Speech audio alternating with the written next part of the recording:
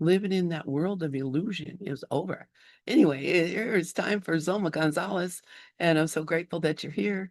Zulma Gonzalez, this mic is all yours. Hey, family. A thankful Thursday to each and every only one of us. Only one of you. Only a thankful Thursday to each and every only one. Just one. So, I'm gonna try different lighting because I feel like. All right. We'll see what happens. Um, is that better? And then turn this one off. Let's see. How's that? Better ambiance. So today is not the day to give thanks. Today is a day to give thanks. I I was reading something on Facebook. Reverend Michelle Wadley from um, Center for Spiritual Living in North Jersey. Excuse me, And Zulma, do you have music playing in the background? Ziggy, stop! Yeah, that was I making it did. sound like you were in a tunnel in outer space or something. I'm sorry. Oh, oh! I might want to turn that back on, No, and then no, and then blur my screen. that's what it was like. Yep. Freak Okay, everybody sorry out. about that. Do me a favor, Lynn. I don't know how to. I want to. It's a song I want to play, but not quite yet. It's called "Give Thanks" by. Oops, my phone is ringing. I'm calling somebody and don't mean to. Uh-oh. The heck did I just do? Um, it's called "Give Thanks" by Indy Irie. Thank you. Um, since I'm on my tablet over here and the screen is over here, and I don't know. I wonder if I try to share music screen. I'm gonna try it. I'll see. You'll have to let me know if you can Okay, hear anything. so be careful because we can't play any copyrighted music when you're Oh, on the YouTube, or they will take my YouTube license away. and so it is. We won't listen to Indy Irie give thanks. I If recommend the someone song. else make, if you have a cover of it by someone else that's not copyrighted, we can play it. There But is not. okay. There is not. Nope. Um but she says there will never ever let me see. Give thanks, give thanks, give thanks, give thanks, give thanks for all that is. There will never ever be another day just like this day, so let's give praise now. Selah, Selah, Selah, Selah, Selah, for all that is. And she says different things, Ashe and Hallelujah, for all that is. But it comes down to there will never ever be another day just like this one. So give praise, give thanks, give hallelujah now. Um, and that applies to everything. Lovable, why? Why? Ask me why. He waits until I'm good getting in, and and he decided at 9 o'clock that he wanted to just be a pain. What? What? He wants to give thanks to. I have a story. There was a moment 2 or 3 days ago that I really believed that there was a devil, and it was me. Lovable and I were taking one of our morning walks, and there was a young woman who, um, in her own world, talking to herself. We would say, if we're judging by appearances, that she had that she was mentally deranged. We would say that if we were, because that's what we would say, because that's how we judge, right? But she's walking and she's in her own space, and so because she was in her own space, she didn't see lovable in me. And then she did. And it caught her off guard. And she kicked at my doggy. She didn't kick him. She kicked at him. And I'll tell you what. I I stopped And I turned around. She kept walking. And then she turned around, and we had this moment, this eye to eye moment. It lasted a good, I'll say 20, 30 seconds. And I'll tell you, the thoughts that I was thinking, mm, had nothing at all to do with remembering our oneness, with remembering the principles, it had nothing to do with remembering that we are spirit. I was all in that sleep of forgetfulness. I was all into the mind wandering. I was all into, but the focus became taking the dog's leash off because I was going to use that leash, the handle of that leash. I had a moment. Oh my God. And then she turned around and she broke gaze first because I was right there. I thought to myself, well, we all have that insanity thing going, and apparently my insanity was stronger than hers. She broke gaze first. She turned and walked away. And it wasn't until, come on, baby boy, here, stay there. It wasn't until this morning. I mean, I laughed about it. I did afterwards. But it wasn't until this morning that I was sitting with myself and with my God self and thinking, Zulma, of course the lesson was yours, to remember that in an instant, one can snap. It made me realize that in the moment when that was happening, I had made lovable my idol, that I was willing to fight for it. I was willing to hurt someone, physically hurt someone, or get myself hurt for it. I had to remember. Oh, I had to remember.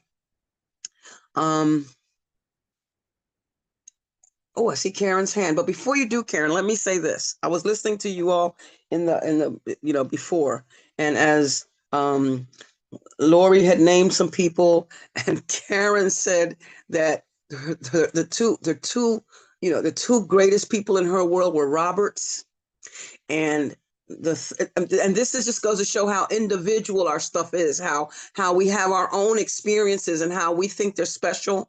Where her Roberts were special on the affirming end. I had 3 Roberts that were not.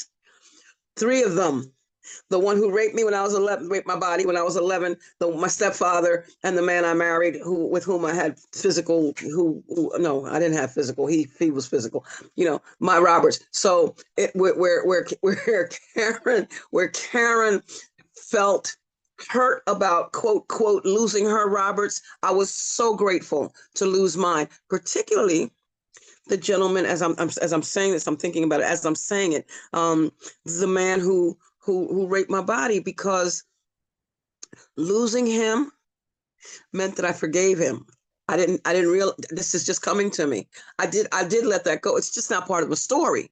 It's just part of the story. I don't feel anything. I don't feel like, oh, he did this to me, and I'm being very specific to say my body, because anything that happened after that and for years and years and years until I decided to seek therapy for it, it was me raping myself. So I get that. But it's interesting how, we make the story what we need it to be for our own benefit. Go ahead, Karen. Hi, my love. Hi, my darling. Thank you. You're right. And if it doesn't include everyone, it is not true. So it's our perception, it's our interpretation, and it's definitely stems from specialness. And also, thank you for what you just shared about, lovable, and that, yes, we can snap at any moment, and it can happen at any moment. But the lesson for me learned is that all attack is a call for love, and it's always loving myself first. It's my call for love. It's a call to love myself first. But what I wanted to share was none of that. What I wanted to share was, I thank you for singing that song. It was you have such a beautiful voice, and I love the way you sang it, and it was so soothing. So it was perfect that you didn't have the recording because your singing was gorgeous. Thank you. Well, thank you. Well, thank you. Don't be sneaking me like that. Thank you. Thank you. I have this thing with compliments. I don't know what's going on here. I don't know. I don't know. That I guess the part of me that thinks that that my ego mind, the ego thought system, apparently thinks that it's about me. And it's not. It really was about that song. I really wanted, the words of the song, India Irie, and it's India, India, if anybody's interested. Irie, Aire, I think. No, Arie, India Irie. Give thanks. Beautiful song. Anyway, thanks again, Karen. I'm working on this. I'm working on this. There's something between humility and honesty. No. Bragging and honesty. Because if I had said, "Oh, I sound so good singing that," I'm like, "What?" That's if I had heard someone saying that, I would think, "Oh my God, how dare they brag?" But then when somebody says it to me, it still feels the same way to me. So I'm working on it. I had to say that. That's just ego at work. Ego at work. So I have two screens going here, and I'm looking at this is the one. This is the tablet. It's where you see me looking straight on. But this is the computer where the slides are. So let's go to it. Let's just get into it. I have been spending all last couple of days talking about this whole thing with, I don't want to share yet. Thanksgiving Day. Now, birthdays is one thing. This is just Zulma talking. Birthdays is one thing. I think every birthday is special. Everybody's birthday is special. Mine first, of course. I love birthdays. Anybody's birthday. Wait a minute, Karen. Did I talk to you for your birthday? I'm saying to myself. Well, wait a minute. I just realized Karen's birthday was earlier this month, the 10th, I believe. Was it the 10th? Was it the 10th? Yes, it was. It's okay. So clearly, I know when your birthday is. It's like, oh, I'm going to sing to you later. I'm going to call you just to sing. If you answer the phone, fine. If you don't, I'm going to leave it on voicemail since you like, oh my God. Oh my God. Anyway, birthdays, whoa, are special. And, but when it comes to days like a day of Thanksgiving, I understand the principle behind it, or the idea behind it. But what I think is missing is the fact that it's a day to remember that it's something we should do every day, like a Mother's Day or a Father's Day. If for those who have their parents and it or don't, whatever.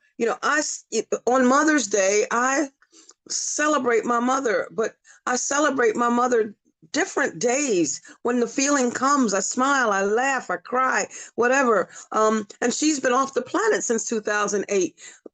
But Mother's Day is every day, and definitely Thanksgiving Day is every day. It's every moment. It's in the Bible. It says, in all things, give thanks. For everything, give thanks.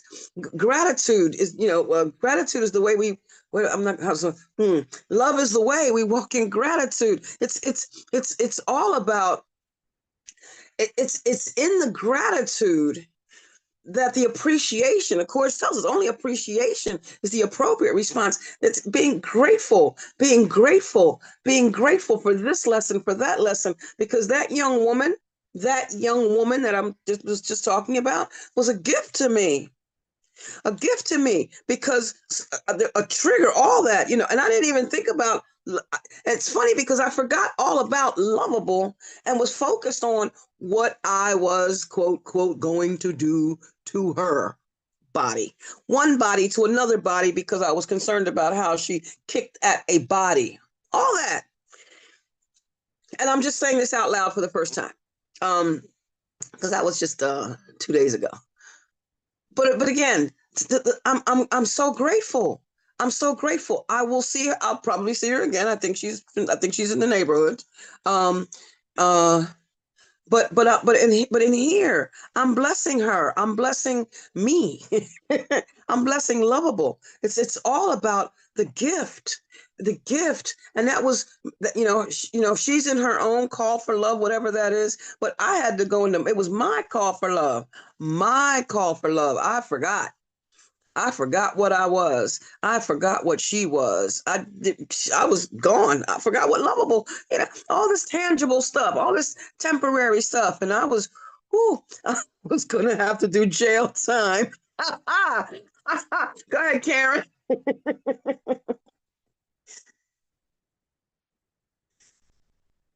Oh, wait, I can't hear you. You're muted, love. What'd you say? You're muted. You're muted. I said, don't worry, I will come visit you. What I wanted to share is what your story reminds me of is my sister told me a long time ago. There was this girl who was flipping out on her child, her young child, maybe 2, 3 years old. And rather than judge her, another woman came up to her and gave her a hug. And I'm like, I feel like crying right now because like that's all she needed. It was a call for love. No one knows what she went up to, what she went through up until that moment, And once she gave her that hug, it was like it was all released. That was all she needed. So I just wanted to say there's no order of difficulty in miracles. There's no hierarchy of illusion. So that person, that's all that person needs is love. It doesn't matter who they are. It's call for love. So thank you for sharing that. And thank you for bringing that into my awareness. Yeah. And I realized that because I saw the state she was in. I saw that she wasn't recognizing herself, her true self. I recognized that, but I went away from that. But real And quick, I just want to say really quick, I'm sorry, I don't mean to interrupt you. What's so helpful and important is that you shared the ego spoke first and loudest and the truth and what you experienced first, because we can't deny our experiences and what we're feeling and going through. That's how we heal. So it's so important that you shared the truth of how you felt first. The ego speaks first and loudest. I don't, we don't deny that, but then we're ready to look at it and heal it. And that's exactly what you did. So thank you for sharing that. yes. I'm so grateful. I'm so grateful for the mind training. I'm so grateful that I believe the stuff I say here every week. I believe it and I do my best to live it. Because had I not, listen, my stepfather and my first husband, they were Roberts. And fighting, well, my stepfather mostly, fighting was part of my life. I mean, fighting, running, scared, police, all that, blood, baseball bat, knife, what's the thing called? Ashtray. That was part of my life. Once upon a time, that's part of the story. And in an instant, it was right there. It was right there. It was right there. And I didn't.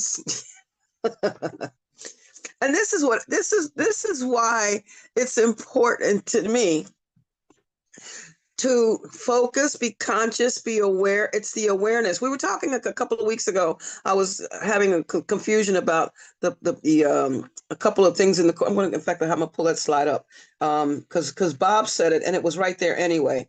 Oh, and Bob, you're not one of the Roberts. I was looking at I was listening this morning and I saw your name and I thought, oh, but this I'm all right with this, Bob. This it's turning around. It's not about the Roberts anymore. It's turning around, and I'm grateful for that. But on this slide, just the bottom of it. Let's see. Share this window. Share. I'm hitting share. That's not happening. There it is. Yeah, okay. Slideshow from current slide. Okay. At the bottom here, the second, it says here, revelation and miracles are both experienced in consciousness. Oh man, I didn't mean to do that. Oh, what? Stop. Go back. All right, let me stop share. I just did something. I don't know what I did. It said that miracles are both experienced in consciousness. Oh, got this whole thing is, okay, here we go. That miracles are both experienced, that revelation and miracles are both experienced in consciousness. They don't come from consciousness, but they're experienced in consciousness. And it says that consciousness is the state that, this is from the Course, in chapter 1, consciousness is the state that induces action, but it doesn't inspire action. And then later on, it says that miracles induce action. So if consciousness is the state that induces action, and it's the miracles that induce action, then consciousness is the miracle state. The miracle, the consciousness, they go together. It comes down to, as basically what Karen just said, I had that moment of awareness, consciousness, they're synonymous. That moment of awareness, where your focus goes, energy flows. That's actually an Ernest Holmes quote. I didn't know that, but being aware, becoming aware, made up. Now I have to admit that day, like I said, I continued to stare at her until she stopped staring. It was body to body at that point. It was body to body about you hurting this, attempting to hurt. At that point, it wasn't until afterwards she broke the gaze, and I just went on about, and then I started talking to myself, bringing myself down, because I don't do well I can't hold on to anger. I cannot hold on to anger. That's how, things break, or car accidents occur, or falling downstairs, things like that happen to my body when I hold on to anger. So when you would just say that all attack is self-attack, in my life, it's just amplified. It's a dramatic thing. So that said, let me quickly go into some slides. Just need you to know that that was, I had a moment, and I'm grateful for the teaching. I'm grateful for the mind training. I'm grateful that I was able to remember what I was and what she is, not who, but what, and what lovable is. All of that, are just individualized expressions of spirit. She couldn't hurt. No, it's irrelevant. It's irrelevant. It's actually irrelevant. Holding on to it does nobody any good, including me. So, let's go. Let's see what's happening. And I'll be brief today because I've already talked for almost a half hour. That wasn't planned that way. It says I've started sharing my screen. I don't see my screen. I tell you, things are a little slow today. It's okay. You see it. I see it now. All right, from current slide. There we go. We should daily train our thoughts. We should daily train our thought to recognize the spirit in everything we do, say, and think. And this is why. It's reasons like this is why. Train my thought to see spirit when I see that sister. To bless her when I see that sister. To appreciate her. And frankly, as I'm saying it, the pain, when she was walking toward me, I actually felt pain for her, that was her situation, and that is not true empathy. I went into a pain spot with her. So actually, you hear what I'm saying? The invitation to pain was mine. I had already given the invitation to pain by seeing her that way. She was just wherever she was, and I felt pain for her. Anyway, so this is a course in mind training. All learning involves attention and study at some level, because an untrained mind can accomplish nothing. An untrained mind would have gotten me locked up. An untrained mind would have had Karen coming to visit me. No, Karen, someone would have come to get me. You'd better believe my name is not the only one on my bank account. Somebody was going to come and get me. We govern our surroundings. I govern my surroundings. You govern your surroundings by the nature of what is taking place in your consciousness. And if I want to become master over all life, I have to understand and master the process of thinking. Because, and here it is, and this is the one, every response I make is determined by what I think I am. And what I want to be is what I think I am, because I'm in that moment. So what I want to be has to determine every response I make. And this is why consciousness and awareness and mindfulness and all those other words that are synonymous with that are so essential. That's why consciousness is essential. That's why awareness is essential, because in every moment, decisions are continuous. In every moment, I am deciding, what am I? What am I? What's the purpose? What's this for?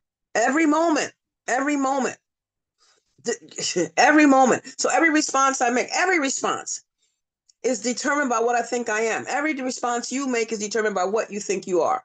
And what you want to be is what you think you are. And what you want to be then must determine every response you make, which means that it's moving the direction of, I'm not a domestic engineer. No. I am not happy being a domestic engineer. I'm not comfortable with it. I don't like it. However, I am learning every day to appreciate it in 15-minute intervals. The course tells us to begin each day preparing, for what I'm going to do next. So, and then in the Bible it says, if you do these things, happy are you if you do them. Happy are you if you do them. And my goal is peace. My goal is peace. My goal is peace. And to keep talking about it does me no good. What I want to be, and I want to be a happy home organizer. I want to be that person. I have to I'm still finding the words to make that feel good to me, but I'm doing it. I'm doing the work. I am doing the work. Okay. Ernest Holmes says, depend upon principle. He says, principle is the power that made, of course, would say created everything. The principle is the power that made / created everything. It is absolute. It will not and cannot be denied. The only thing that you can deny, no. The only thing that can deny God is yourself. The only thing that can deny God is me. I can say there is no God, that there is no life, that there is no truth. That's just wrong. It's just not true.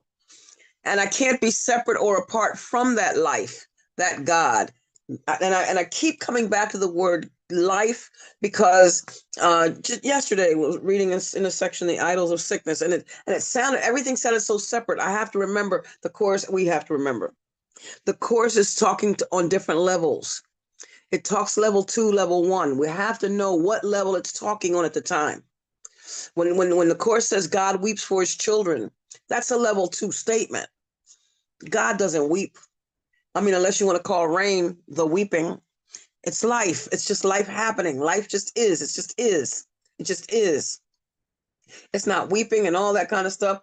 I mean, it's asking, if life, God, the course, the teachings, these wonderful teachings are telling us that peace is the goal, and the importance of seeing things as spirit rather than as seeing things from a joyful perspective, then what's all this weeping? In the Bible, it talks about weeping and gnashing of teeth and all that kind of stuff. That's pain stuff. That sounds like this dog when he has an epileptic seizure with that whole gnashing of teeth thing. That's no. Oh, hell no. No. No.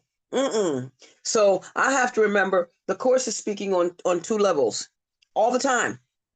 All the time. So the only thing that can deny life is me. And in denying life, I'd be denying myself, because as Ernest Holmes wrote, there is only one life. The Course says it too now. There is only one life, and that life is God's life. And that life is perfect. And that life is my life now. So to deny God is to deny myself. Do not think of dis-ease as an entity, Ernest Holmes writes, but as an impersonal thought force. In healing, you are separating the false from the truth and from the true. And the Course says that. There's only truth and nothing. There's only spirit and nothing. You know, we say ego, we say lies, we say fantasy, we say illusion, but that's not real. That's not real. It doesn't exist. It has no permanence. To exist is to have permanence. I keep reminding myself. To exist is to have permanence. So say nothing unreal exists. Nothing that's not real. No, what is not real has no permanence. In healing, you're separating the false from the true. The work is definite and dynamic and is consciously done, always with a clear purpose in mind. And so it is. I just found that this morning. And actually, what really grabbed me from that was depend upon principle. If I am living by principle, I am remembering that there is no hierarchy of illusions. I am remembering that miracles are my right, but purification is necessary first. I am remembering that miracles are thoughts. I am remembering to remember that the habit of engaging with God. I'm living by principle, not by precedence. And in the last of the traditions in Alcoholics Anonymous, the 12th tradition, which is the 12th tradition of the 12 steps. The 12th tradition of the 12 steps says that we ever place principle before personality. Principle before person. That meant nothing to me until I started seeing the word principle, understanding what the word principle actually is. It's the foundation. And the Course says that without foundation, nothing is secure. Everything, it becomes flimsy and fragile and will toss and blow with everything. Oh, speaking of tossing and blowing, wait. I'm going to unshare from it. You know, I'm all over the place today. I get to do that. I like that part. Let me come out here. I think I'm unsharing. I don't know. I think I am. You know, I'm always talking about the oak tree and the willow tree, and you know how the oak tree is firm and it doesn't have a problem with the willow tree being flexible and the uniqueness of it in the oak. I found out that the willow tree is a type of oak. Who knew? Found that out just last night. So not only are they of the same type, as in you're a human, I'm a human, that's a human, you're a human too. But they don't conflict in the way that they choose to express. I thought, oh my God. I said, I'm going to tell them that tomorrow morning, first thing. So this was last night. I just learned this yesterday evening at dinner. I'm going to tell my family that first thing tomorrow. The oak tree, the oak, it's the type of oak. That's the different type. There's the white oak. I know that one. That's the one I know. But there are different types of oaks. But the willow is a type of oak tree. Okay, I had to get that. I just got so excited about that. It doesn't take much to please me anymore. It doesn't take much. All right, I'm going back to the sharing. Okay. So that's that from current slide. From current slide. Come on. Things are moving quite slowly today. All right, and so it is.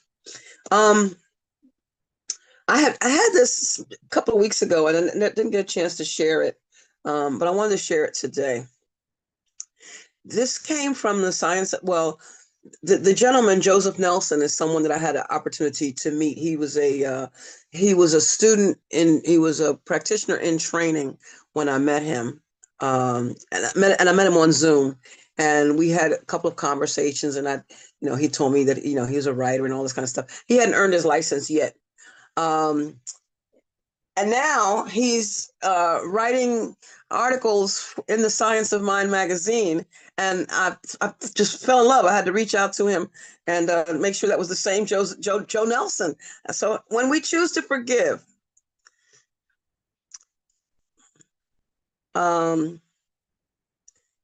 okay, so wait a minute. Lori just popped in my screen. She said she had to look that up. All right, I'm glad you did. All right, that's all right. That's right. Look behind me. She says there is a willow oak, yet regular willow trees are a different. I can't pronounce that word.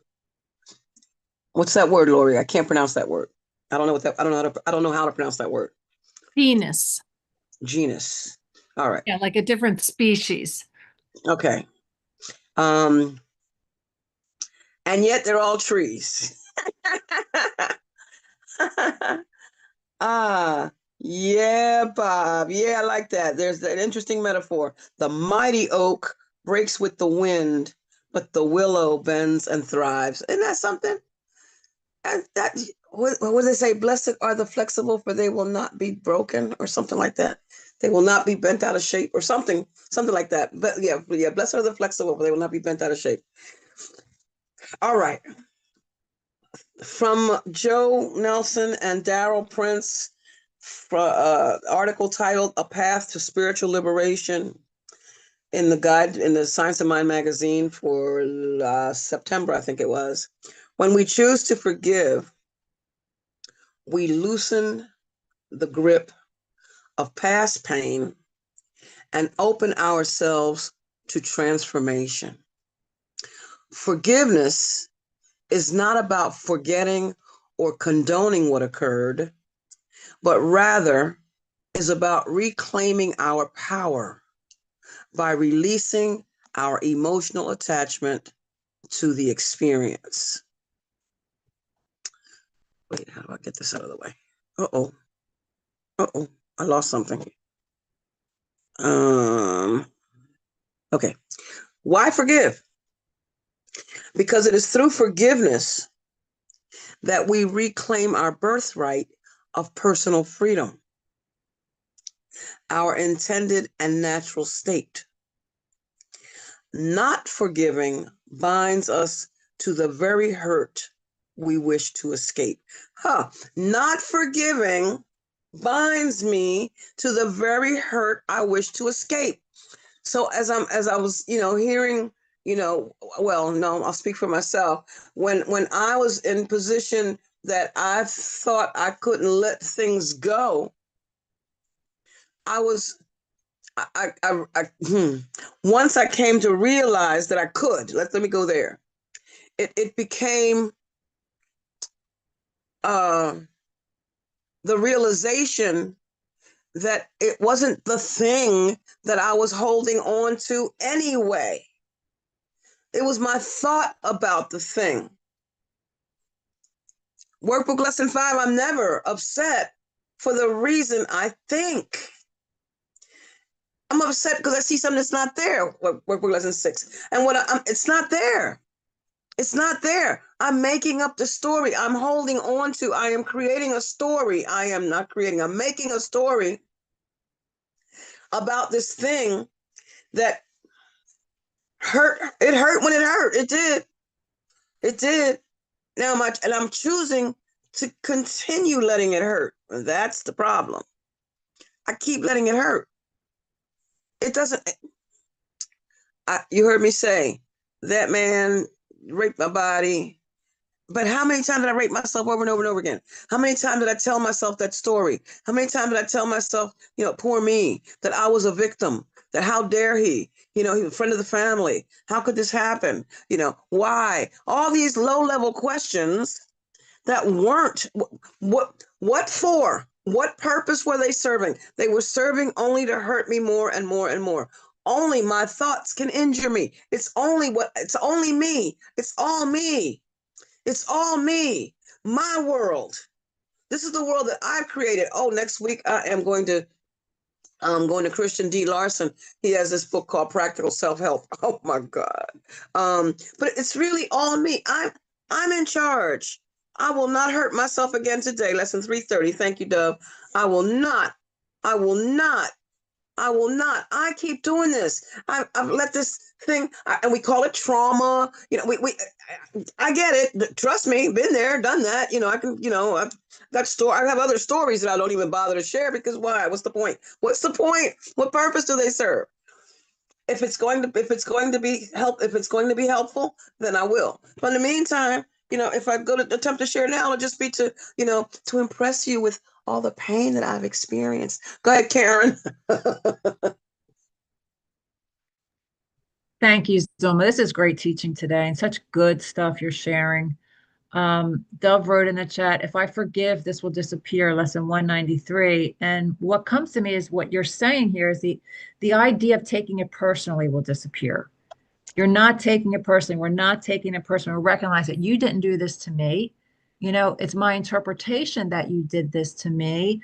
And this is how I came to forgiveness with Jack, recognizing that, what I thought my brother did has not occurred, and that I really recognize that we both have the same ego, we both have the same mind, and to respect his power of decision, to love and honor and have Jesus teaches us to love, honor, and respect what you made, but I do not have to uphold it unless it's true. So I never judged him for that. I kept loving him and loving him. And finally, yesterday, the miracle occurred. He called and he's been more loving. And I forgot to tell you, I'll talk to you later about it. But anyway, long story short, we spoke for 45 minutes, had a beautiful conversation, and the forgiveness is total. It's total, it's reciprocal, it's 100. It's so beautiful because only that one spot of darkness hides the face of Christ. And I didn't like the way I was feeling, so I 100% forgave, but was just waiting for my brother to change his mind. And my brother did. So I'm just so grateful and happy. And yeah, just wanted to share that. Wow. Wow.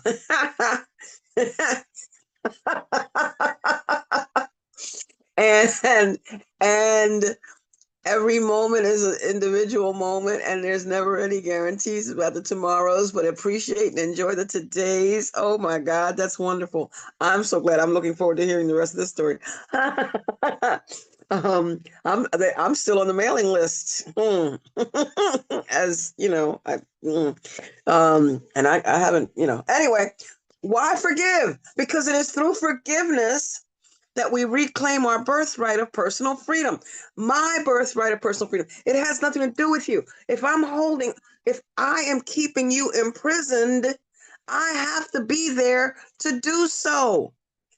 I'm holding the keys to the cell that I've put you in. I'm imprisoning myself. It's not about you. It's not about you at all. It's me hurting me. Like I was talking about this young woman. It's me blessing her. It's me blessing me. It has nothing to do with her. It's all me. Cheryl Valentine, that book, oh my God, it's me. It's me, oh Lord, standing in the need of prayer. It's always me. It's the way I see it. Started to write something. My inspection, how I perceive, determines what I believe. How do I receive? Do I affirm or achieve? Do I affirm and achieve, or infirm and deceive? I just started writing this morning, just playing with words. It was a gratitude attitude. It says, I'm grateful today for every moment. I was grateful yesterday too. I was aware of what was going on around me. I was more aware of what was going on within me, through me, as me. That's where it all was, the truth of life. I see life through my own eyes. So what I see is only my experience. I inspect, then project, Sometimes I accept. Sometimes I object and reject. And then what I read initially. Anyway, I was just writing stuff this morning, just as it was coming to me. But it has nothing to do with anything outside of me. There is nothing outside of me. This is my world. This is my kingdom. This is the kingdom that I rule. This one. This is the kingdom that I rule. And the more I realize that, the less that stuff, quote, quote, out there affects me. It's like if I go outside without a coat on and the weather is in the 30s and it's very windy, it feels like it's going right through me. I mean, oh, pneumonia on its way. And if I choose to put a heavy coat on and then go outside, it doesn't bother me at all. Did the weather change? No. The winds were still blowing. It has nothing to do with anything out there. And we torment ourselves.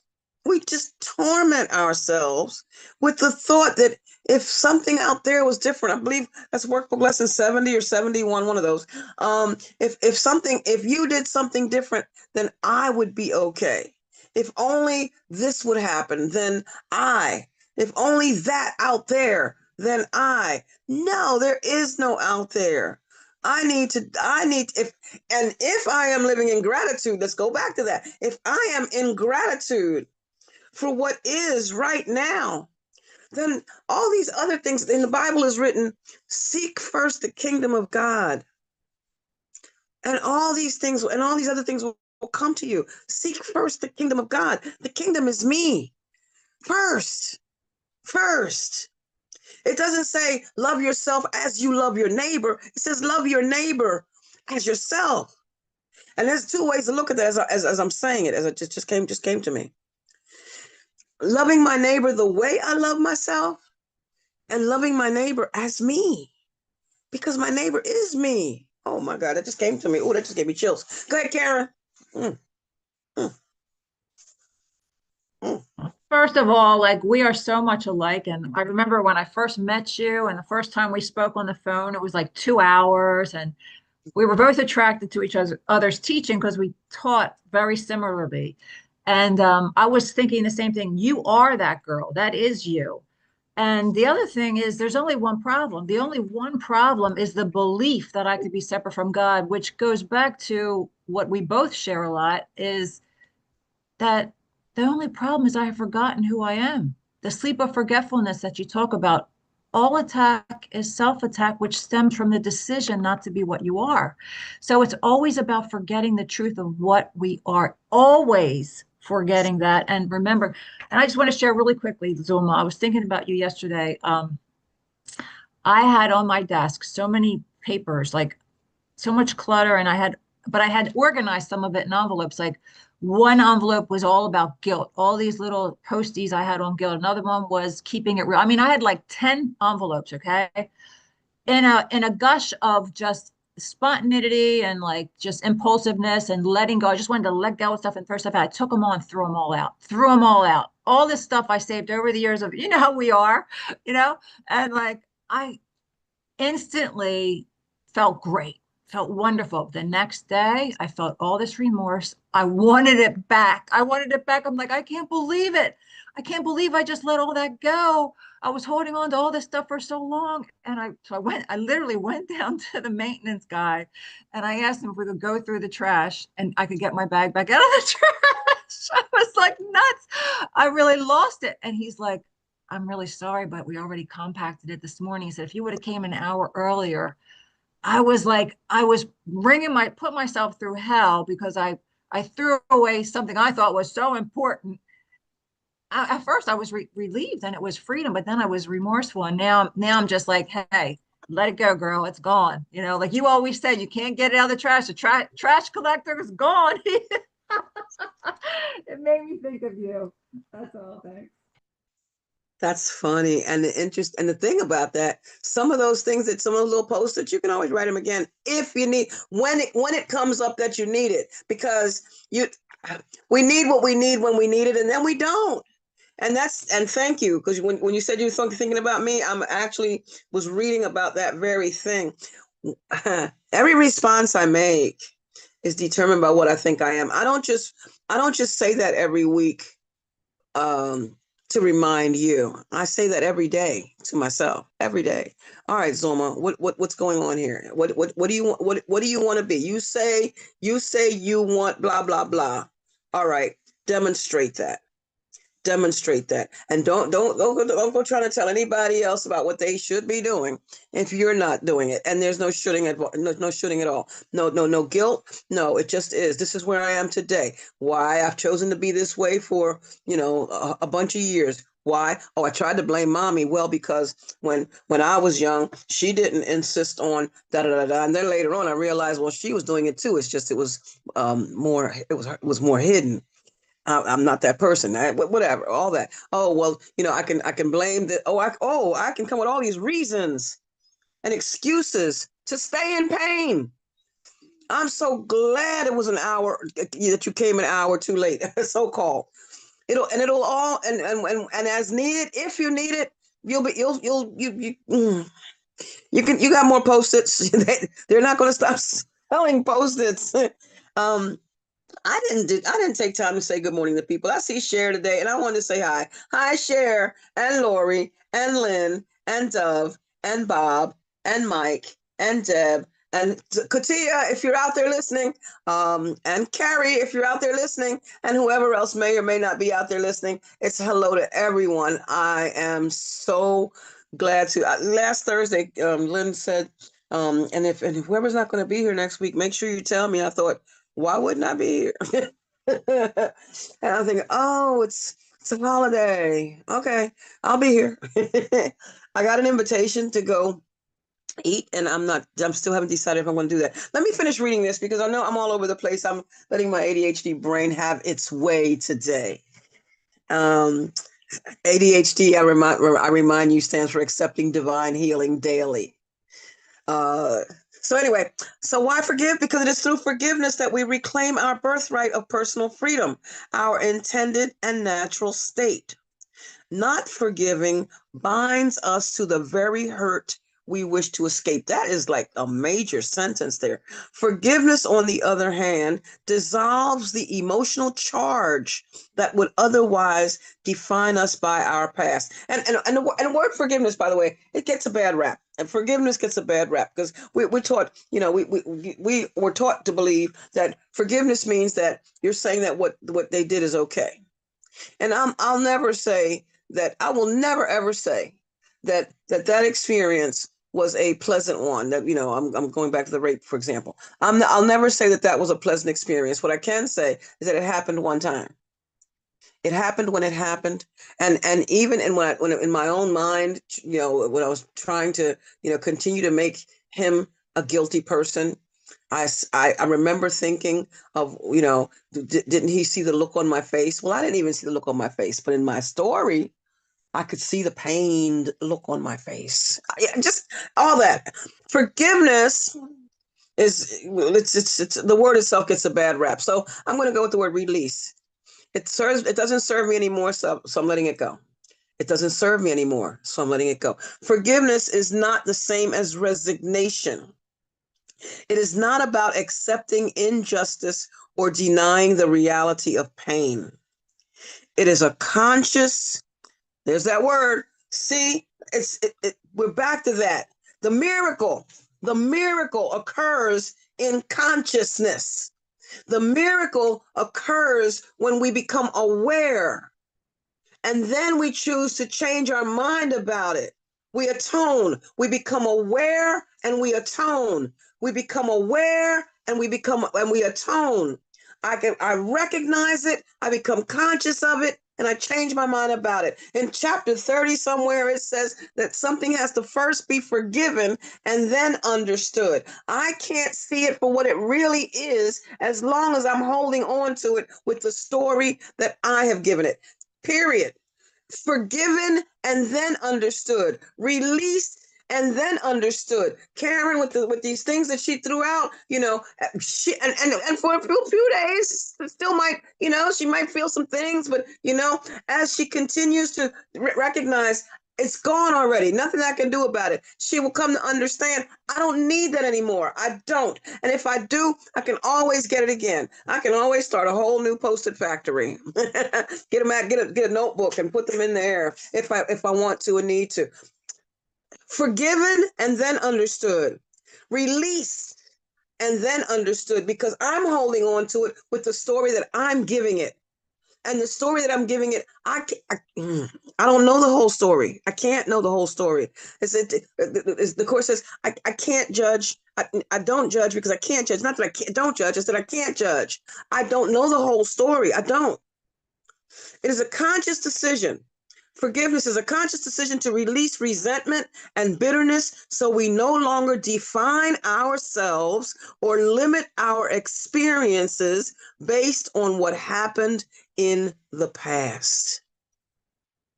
And because life inevitably brings moments of hurt, misunderstanding, and conflict, forgiveness is not a single event. Gotta keep on. Got to keep on. It is a lifelong spiritual practice. I absolutely love that. I called Joe. Congratulations. I'm going to, this is so helpful. It is so, he's not a student of A Course in Miracles. You don't have to be to learn about forgiveness. You don't have to be.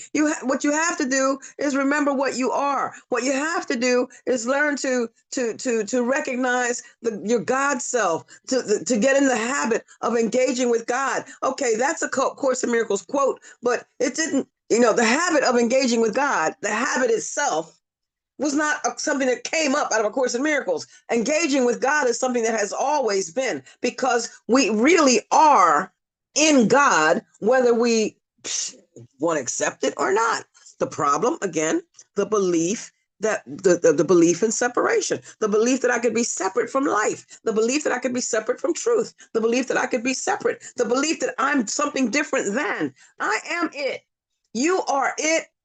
Love is here, family, and tag, you are it. I'm so grateful for that. That's what I'm gonna go out with today, in gratitude. Keeping you all in my thoughts, in my laughter, in my joy today. That's what it's gonna be. And with that, mwah, mwah, mwah, mwah. Family, here's the mic.